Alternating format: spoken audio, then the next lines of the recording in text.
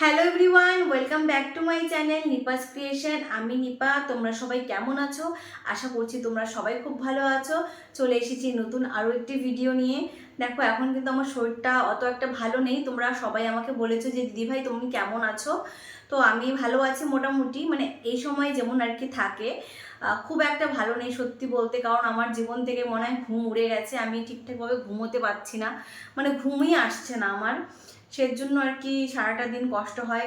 জানোই তো ঘুম না আসলে পরে কিরকম লাগে। তাছাড়া কিন্তু গরমটাও চলে এসছে, মানে সব মিলিয়ে মিশিয়ে আমি এখন অত একটা ভালো নেই। মানে এই সময় তো এরকমই থাকে। যখনই সবাইকে বলি কেমন ভালো নেই, ভালো লাগে না, তখনই সবাই বলে যে এই সময় এরকমই থাকবে। তো ওই জন্য সবাইকে বলি না আমি ভালোই আছি, হয়তো এইটাই মনে এখন ভালো থাকা। তো যাই হোক, জানি না কতদিন কিভাবে তোমাদেরকে ভিডিও দিতে পারবো না পারবো। তো আমি চেষ্টা করব তোমাদেরকে যাতে ইনফরমেটিভ ভিডিওগুলো দেওয়ার। আর আমার ভিডিওগুলো দেখে যদি তোমাদের কিছু উপকারে লাগে, তাহলে কিন্তু তোমরা কমেন্ট বক্সে অবশ্যই কমেন্ট করে জানাবে। তোমাদের কমেন্টগুলো পড়তে প্রচুর প্রচুর প্রচুর ভালো লাগে। আমি বলেছিলাম যে আমার হাজব্যান্ডকে নিয়ে ভিডিও করব, জানো ভিডিও করা হচ্ছে না, কেন জানি না হচ্ছে না। আমি চেষ্টা করব খুব তাড়াতাড়ি দুজন একসাথে একটা ভিডিও করব, কারণ কতদিন মানে কয়েক মাস পরে আমার ডেলিভারি হয়ে যাবে। তো আমি চাই আমি আমার হাজব্যান্ডের সাথে একটা ভিডিও করে রাখি ইউটিউবে, যাতে আর কি আমরা ইন ফিউচার দেখতে পারি আমরা আমাদের বেবিকে নিয়ে কি বলেছিলাম, মানে আমাদের এক্সপিরিয়েন্সটা কী ছিল। মানে ওটা নিয়ে ভিডিও করবো হাজব্যান্ডের সাথে, যে আমরা কীরকম ফিল করেছিলাম যখন আমি প্রথম জানতে পারি যে আমি আর মানে ও আমার বর, আমরা দুজনে বাবা মা হতে চলেছিলাম। ওই ফিলিংসটা একদমই আলাদা ছিল, মানে খুবই আলাদা ছিল। তো যাই হোক, আজকে তোমাদেরকে আমি এমন কিছু লক্ষণের কথা বলবো। আগে একটা ভিডিওতে বলেছিলাম যে খুব আনকমন সিমটমগুলো, কিন্তু অনেকেই বলেছো যে দিদিভাই আমারও কিন্তু এরকম সিমটমস হয়, তাও না পিরিয়ডস চলে আসে। তো যখন তোমাদের এই সমস্ত কমেন্টসগুলো পাই সত্যি খুব খারাপ লাগে, কারণ আমি বুঝতে পারি, আমি জানি যে প্রতি মাসে যখন আর কি আমরা আশা করে থাকি যে আমরা এই মাসে হয়তো কনসিভ করব, এই মাসে কনসিভ করব, কিন্তু করতে পারি না। পুরো একটা মাস আমাদের ওয়েট করতে হয়, তারপরে গিয়ে টেস্ট করে সেই রেজাল্ট নেগেটিভ বা পিরিয়ড চলে আসে সেই দিনেই আর কি। তো এতটা ডিসঅ্যাপয়েন্টেড লাগে, এতটা হতাশা ফিল হয় ওই টাইমটাতে। আমি তোমাদেরকে কি বলবো, আমি তোমাদের ব্যাপারটা বুঝি, তোমাদের কষ্টটা অবশ্যই বুঝি। হয়তো আমি এখন মা হতে চলেছি, এখন আমার হয়তো মনে অনেক আনন্দ, অনেক খুশি, অবশ্যই আনন্দ থাকারই কথা আমার। কিন্তু তোমরা যখন কমেন্টগুলো করো না, তোমাদের প্রত্যেকটা কমেন্টের যে কষ্টটা হয় সেটা আমি ফিল করতে পারি। তার কারণ ওই ওই জিনিসগুলোর মধ্য দিয়ে কিন্তু আমি একটা সময় গেছিলাম। তো সেই জিনিসগুলো থেকে মানে কনসেপ্ট করেছি, সেটা আমার কাছে অনেক বড় পাওনা।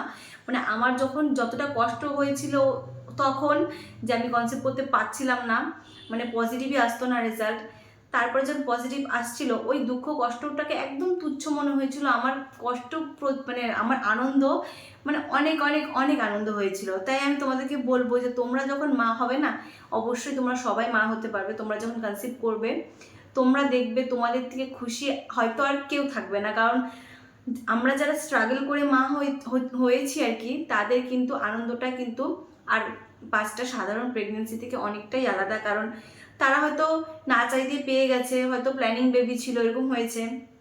যেহেতু আমরা অনেকটা কষ্ট করেছি, অনেক চেয়েছি, মাথা ঠুকেছি, তারপরে গিয়ে পেয়েছি, তো আমাদের আনন্দটা প্রচুর প্রচুর প্রচুর প্রচুর বেশি। তো যাই হোক, তোমাদেরকে আজকে এমন কিছু সিমটমসগুলো বলবো। আমি এই সিমটমসগুলো তোমাদেরকে মানে এর জন্যই বলে থাকি, তার কারণ তোমরা প্রচুর আমাকে কোয়েশ্চেন করো কমেন্ট বক্সে, দিদি ভাই আমার না এটা হচ্ছে, তাহলে কি আমি প্রেগনেন্ট, আমার না এটা হচ্ছে প্রেগনেন্ট। তো তোমাদের সবাইকে বলছি, দেখো তোমরা তোমাদের বডিটাকে নোটিস করো, ঠিক আছে? কিন্তু সারাদিন বডির মধ্যে আর কি এরকম করে ঢুকে থাকবে না যে না এখন কি হচ্ছে না হচ্ছে। টেনশন ফ্রি থাকো, সবসময় বলি স্ট্রেস ফ্রি থাকো। বডিতে কি কি হচ্ছে না হচ্ছে শুধু জাস্ট নোট করো, তারপরে পিরিয়ড ডেটের ওয়েট করো, দেখো কি হয়। তো যাই হোক, আমি তোমাদের কাছে এমন এমন সিমটমসগুলো কথা বলবো, তোমরা মিলিয়ে দেখবে তোমাদের বডিতে হচ্ছে কিনা। এটা হচ্ছে কোনো রকমের শারীরিক লক্ষণ ছাড়া।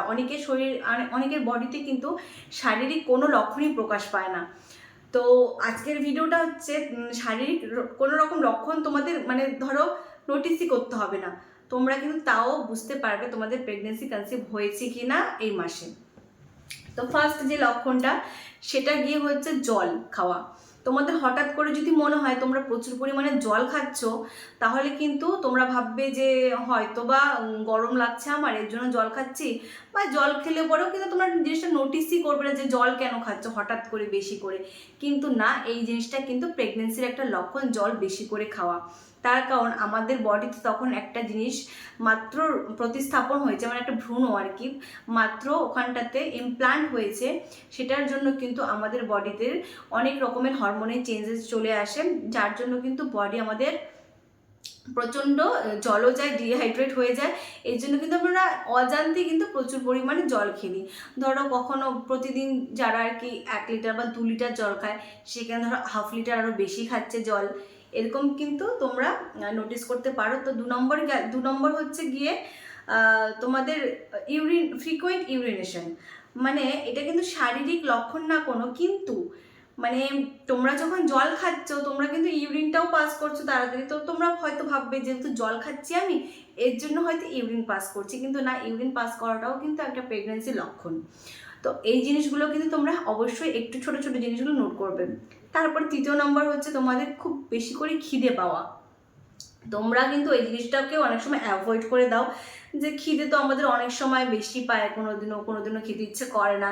কিন্তু প্রেগনেন্সি কনসিভ হলে কিন্তু খিদের পরিমাণটা অনেক বেড়ে যায়। 1 ঘন্টা পরপরই, 1.5 ঘন্টা পরপরই কিন্তু আমাদের খিদে পেয়ে যায় প্রচুর পরিমাণে। প্রথম দিকে কিন্তু খুব খিদে পায়, যেটা আমারও পেয়েছিল, মানে খুবই খিদে পেত। আমি তখন ভাবতাম যে হয়তো আমি কনসিভই করিনি, খিদে পেলে কি কনসিভ করে নাকি? প্রেগনেন্সিতে তো শুনি খাবার দাবারের প্রতি মানে অনীহা থাকে, কিন্তু না, প্রথম দিকে কিন্তু প্রচুর পরিমাণে খিদে পায়।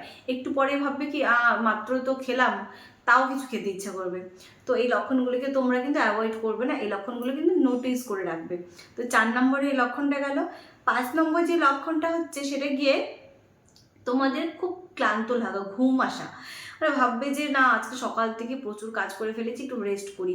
রেস্ট করে দেখবে ঘুমিয়েও পড়বে অনেক সময়, শরীরটা খুব উইক লাগবে তোমাদের। হ্যাঁ, মানে ভাববে কি যে না, আর ভাল লাগছে না।